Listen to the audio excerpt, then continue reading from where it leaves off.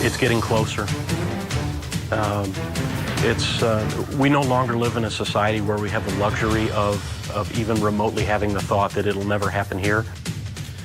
A targeted investigation how schools are keeping students safe in the worst case scenario.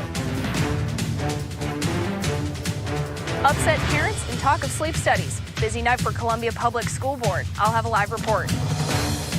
And Aspen Heights workers who thought they'd be paid Friday are still empty-handed. KOMU 8 News at 10 starts now. From Studio 8A, coverage you can count on in high definition. This is KOMU 8 News at 10. New possible start and end times for Columbia schools have parents and school board members at odds. Good evening, I'm Joe Chiodo. And I'm Jim Rick. Thanks for joining us. KOMU 8's Danielle Carter is live at the Columbia School Board meeting with the details. Danielle? While the board has not officially voted on the changes, it appears the district could be leaning towards one option for start and end times and bus schedules. One group of elementary school students would start at 7:40 a.m. and end their days at 2:40 p.m. Middle schools would start at 7:30 a.m. and end at 2:35 p.m. Another group of elementary school students would start at 8:20 a.m. and end at 3:20 p.m. And high schoolers would start at 9 a.m. and end the day at 4:05. Lastly, total buses used at the start of the day would be around 112. And at the end of the day to take students home, it would be around 122 buses. Now, of course, you can everyone some unhappy parents. They would take their concerns into account a little bit more so than the students' concerns. In addition, the board says they have also taken sleep studies conducted on teens and preteens into account when start and end times. It's over. The board still has to make decisions about extracurriculars before and after school. They'll be making a decision on the final schedule in March. Reporting live in Columbia, Danielle Carter, KOMU 8 News. All right, moving on to news in Jefferson City. The school board resolved to not increase taxes for 5 years if voters pass a 55-cent tax increase on the April ballot. Of the 55-cent increase, 30 cents would go toward a new high school and elementary school. A 25-cent levy would go towards safe transportation for students, school security, technology for students, and professional development for faculty and staff. Well, the resolution again was just to reiterate that we try to only ask for what we need and that we're going to make the best of use for it, and we won't be back anytime soon. Now, the board unanimously agreed to the resolution without discussion. And in continuing school coverage, safety concerns skyrocketed nationwide after the Sandy Hook tragedy took the lives of 20 children. But how did the Connecticut tragedy change mid-Missouri? KOMU 8's Cody LeGros looked into security and joins us with this Target 8 investigation. Cody? Good evening, Jim and Joe. For the past month, I followed the change in school security in districts all across mid-Missouri. Now, some already had plans for new safety measures, while others came as a direct response to the Sandy Hook massacre. Welcome to Hallsville, Missouri. With a population of 1,491, the town is the perfect example of small-town Missouri. And even though it's more than 1,100 miles away from the Sandy Hook massacre that took the lives of 20 children, the talk around here is school security.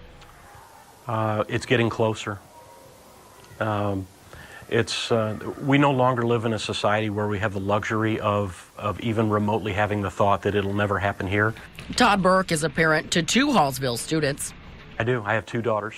And at a bond meeting in early January to discuss new parking lots, classrooms, and technology, Burke and 50 other parents put the pressure on the board to beef up security. Our intermediate school, the front of it is nothing but glass. The second layer of doors, it just swings. I offered to donate some of my time and offer additional training to the school personnel here at Hallsville. Burke also happens to be a technical specialist with 30 years of experience, and last August he taught the Hallsville staff what to do if an active shooter intruded the building. And after Sandy Hook, Burke pledged $10,000 worth of services to better educate the Hallsville staff. This isn't something that the schools should be expected to do on their own. The teachers have plenty of responsibilities now. But since Sandy Hook, it seems more schools feel the need to take responsibility So I contacted these major schools in mid-Missouri, and this is what they have in place today if an armed stranger invades the building. Columbia Public Schools has school resource officers in secondary schools, floating officers in elementaries, buzzer systems, locked side doors, and all staff trained by ALICE, a violent intruder program that stands for Alert, Lockdown, Inform, Counter, and Escape.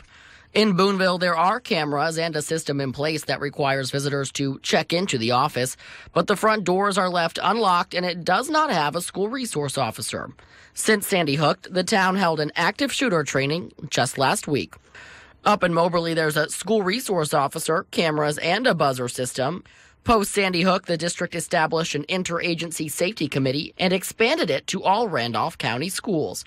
For Fulton, the doors are locked for a majority of the day, only unlocked during entry and exit times, and the schools are built with electronic entry systems and cameras. Since Sandy Hook, the district has planned active shooter training, but still no school resource officer. And down in the capital city, Jeff City School started installing new cameras just before Christmas.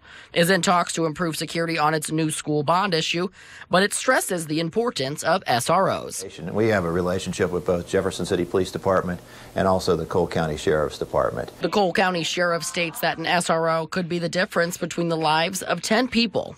Is if you have immediate response to it, then you usually lose 2.3 individuals per shooting event. If you wait for the standard law enforcement response, then you usually have 12.29 fatalities per event. For Columbia Public Schools, SROs have been helpful. Any violent act you have is, of course, concerning. I think we've had somewhere between 4 or 5 that have happened over the last year. But finances have caused Columbia to cut back on SROs. For those schools strapped for cash, architectural improvements like film on a window could be an alternative to keep the kids safe. If there's penetration, and this is the inside, if there's penetration that comes through the window, rather than this glass shattering and falling out, it'll star, there'll be a hole through it, but it doesn't come out. If you take a baseball bat and start beating on it, eventually you can get through it, but it slows the process down dramatically. Back in Hallsville, the district now locks doors, has installed doorbells, and placed additional signs around the school to stress that weapons are prohibited. It's a new way of life for small-town Missouri, but the new way is all to prevent another new town. All of us are guilty of that, of thinking that it's not going to happen here, but I think if we're going to be proactive, we have to think that it may. It's as important as brushing your teeth and putting on fresh clothes. I mean, this is a life safety issue. It's not a luxury. It's something that has to happen. Good can come from all of this, but I believe the first steps on the road down to that good needs to be more of an open mind and awareness, and we need to listen to each other. Burke told me that since the December shooting in Newtown, he receives hundreds of calls a week from schools and other businesses looking to receive intruder training, and many schools are discussing making these types of trainings mandatory, just like fire and tornado drills. We want to know what you think about that idea. Should schools treat shooter training like disaster practice? Let us know on KOMU.com. It's been a pretty good-looking Missouri day. Plenty of sunshine and clear skies today, and the wind has thankfully settled down. We're looking at a completely clear scan now of live Doppler first alert radar. Maybe just the occasional high wispy cloud drifting by, but temperatures with that clear sky are falling pretty quickly. Jefferson City, Columbia at 36. Osage Beach is cooler at 30. Herman at 39, and Boonville at 36. By tomorrow morning, we'll still have a mostly clear sky, but I think our temperatures will bottom out somewhere in the mid to upper 20s. More on the forecast, and it's a quiet one coming up next on KOMU 8 News at 10. All right, thank you, Dave. We have new developments in the story of unpaid Aspen Heights workers. The workers still have not received compensation, even though they were told they would be paid by last Friday. A representative from Aspen Heights says the company was close to a deal with its contractor, R Energy. That deal would have resulted in workers being paid, but it fell through on Friday. KOMU talked with a local worker this afternoon. He said that he is owed around $15,000, and he and other workers need that money to pay bills and provide for their families. Give us our payroll, and that's what I want them to do. Just give us our payroll. We can continue building business and our family. Aspen Heights says talks fell through because the contractors brought in new information at the last minute. Workers have been waiting to be paid since January 18th. Jefferson City Police are looking for a man accused of child abuse. Devin Benke is on the run and wanted for abusing a 4-year-old child on February 6th. He's known to frequent Fulton and Centralia, where he has family. Police say he may be driving a number of vehicles and is believed to be dangerous.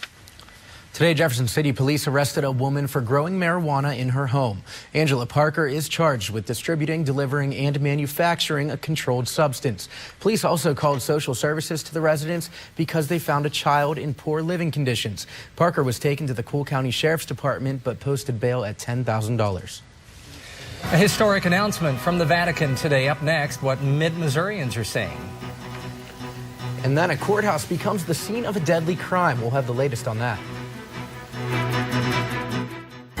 One taste of the chocolate-covered strawberries at the candy factory, and you'll know why they're the perfect Valentine. Fresh, juicy, sweet strawberries, double-dipped in the candy factory special chocolate. Milk, white, and new this year, dark. Available now through Valentine's Day. There are romantic heart boxes of truffles, luscious creams, nut clusters, heart samplers filled with candy factory.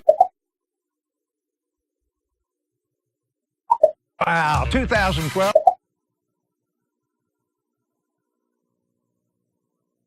Course our seamless polymer siding. This means huge savings to you. To make 2013 even bigger, the factory has required we pass these rebates to you on your next project. They'll only last for a short while, so call now. Major news out of the Vatican today. The head of the Catholic Church is stepping down. Pope Benedict XVI announced his resignation. Many Mid-Missouri Catholics say they support the decision. Bishop John Gatos of the Jefferson City Diocese released a statement asking the entire community to pray for the Pope and those involved in the transition. Brother Edward Van Merenboer from the Newman Center in Columbia says it was a bold statement that represents his love for the church. A local Catholic school principal who has read the Pope's work agrees. He's a selfless man, and certainly I know that he is obedient to the Holy Spirit, that I am sure, and I feel comfortable saying that he didn't make this decision lightly, that he didn't make it without a lot of prayer, and he did it out of love for the church herself. This is the first time a pope has willingly resigned in 700 years. In other news, a gunman opened fire inside a Delaware courthouse earlier today, and officials say the man started shooting in the courthouse lobby, hitting 2 women. One was the gunman's estranged wife. Police are investigating whether or not the gunman killed himself or was hit by police fire.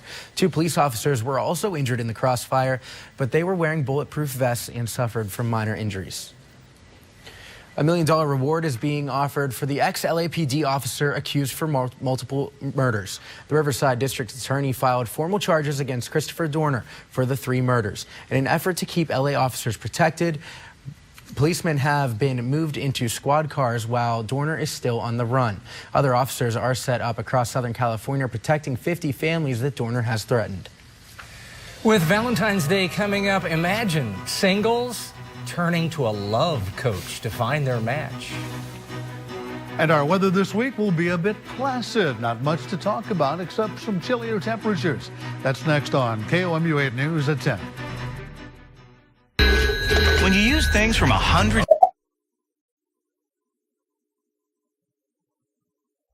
states have updated their regulations, but not Missouri. Where do you think the new jobs will go? Text ENERGY to 877-877. Let's ask Missouri legislators to update our energy regulations. We can't create jobs for the future if we're living in the past.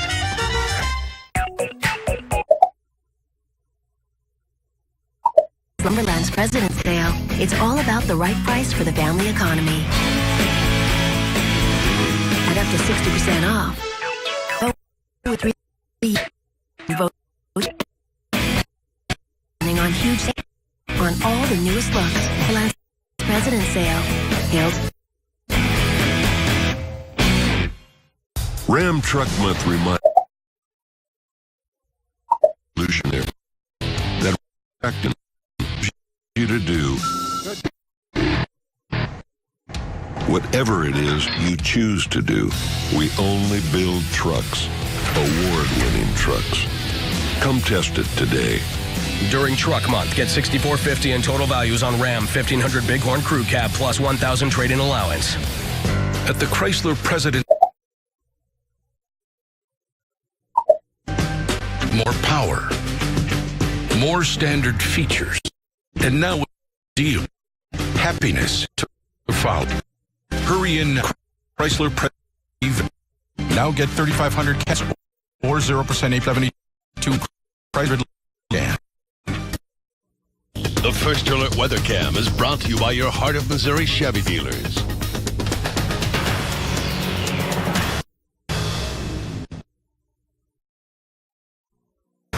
Now, live First Alert Weather. Dave Schmidt.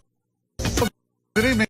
We had snow mid for a while, but the same goes man. He was avalanche. The 40 was near avalanche hit him in snow up to his neck. His friends were able to out in the hospital. He suffered a broken leg, but he is expected to be okay. Pretty violent weather down in the southern part of the country as you look at the big picture of live Doppler rate First Alert radar. This is the latest 12-hour loop, and you can see that system is dragging quite a bit of rain across Louisiana, Mississippi, Alabama, Georgia, across the deep south. And it's that same weather system that caused that tornado that ravaged portions of Hattiesburg, Mississippi last night. That was an F4 tornado as it was classified today by the National Weather Service. Just the opposite here in mid-Missouri. We are about as quiet as you can get weather-wise with an open, clear sky tonight and some chilly temperatures, but you'd expect that in February, right? Clear, 36. 7-mile-per-hour breeze out of the west-southwest, and humidity not bad at 59% with a dew-point temperature at 23 degrees. Around the viewing area, at the lake, it's 30. We're a little warmer. Columbia, 36 in Boone, 35 in Moberly, and Mexico checking out with 38 degrees. It's 40 down in Lynn and Osage County. Wanted to give you an idea where those winds came from the last couple of days. A strong low-pressure center off to the east, which you can't see now, it was creating all those winds that put quite a few downed tree limbs and twigs in a lot of yards around mid-Missouri. Our next speaker is high-pressure center off. That's good news. Means a trend on the eastern side of an approaching high. Given the clockwise rotation around a high, you're going to get more of a northerly flow, a cooler flow of air into central Missouri for the next day, as long as that high-pressure center remains there. Once toward the east, the direction of shifts south by day. But far temperatures that'll be just a little cooler than they were today. And our southern counties right along the Lake of the Ozarks, Camden, Marys, Miller, Morgan, could see a slight possibility for some light rain showers, I think, about this time tomorrow night. Let's have a look at that live Doppler rate First Alert forecast for tonight. Skies are going to be clear. It'll be cold, 25 for the morning time. Low temperature with a westerly wind that will have died down significantly, if not already. A few clouds tomorrow. Tuesday, high temperature at 45, still a bit above average. And then for the next 3 days, take a look. Wednesday, that warmer air moves in, 51 degrees. Thursday is Valentine's Day. 47 for the afternoon high. Then it gets colder. We'll have high temperatures topping out in the 30s Friday, Saturday, and no. Yeah, not much. No. All right. Thanks. Well, look, it is no simple task. When we come back, find out how one woman is helping others seek out that special someone. After all, she's the love coach. That's coming up, but first, your lottery numbers.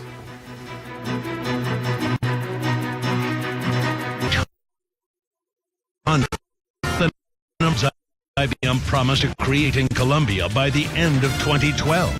But public money, did it actually happen? And why won't anyone talk to our reporters about this show for them to tax dollars it took? Watch this targeted investigation Wednesday on KOMU 8 News at 10. Coverage you can count on. Now that's what I call a test drive. Silver